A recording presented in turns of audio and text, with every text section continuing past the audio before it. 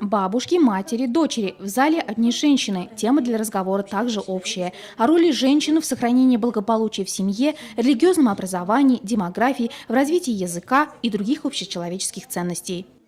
Мы заранее все предусмотрели. Для того, чтобы наши мероприятия отличались, поставили перед собой цель собрать женщин разных поколений и провести своеобразную встречу. Рамзия Разяпова на протяжении 4 десятилетий преподавала русский язык и литературу в родной Новой Глайкинской школе. Старалась воспитывать в детях любовь к родному татарскому языку, говорит Рамзия Ханум. И сегодня, будучи представителем третьего возраста, считает, что от ее поколения зависит судьба языка. Сейчас мы не только мамы, но и бабушки. Летом наша деревня оживает. Из города съезжаются внуки. Деревня татарская, а дети общаются на русском.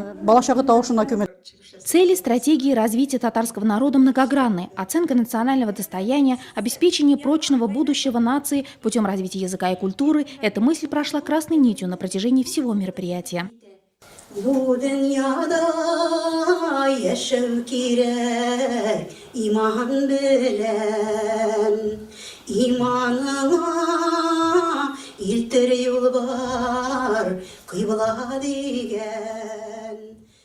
Организаторы встречи, местное отделение Всемирного конгресса татар и общественной организации татарских женщин «Ак-Калфак» сделали все возможное для достижения поставленных целей. Раз мы родились на этот свет татарами, то и говорить должны на своем языке, развивать и передавать его будущему поколению. Это основная задача нашей общественной организации.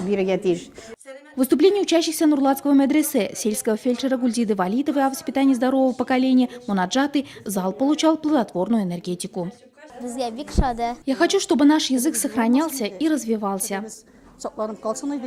Выставки татарских национальных блюд, книги местных авторов и завершение мероприятия, как подобает дружному семейству, за щедро накрытыми столами. И сразу же обсуждение плана очередного мероприятия.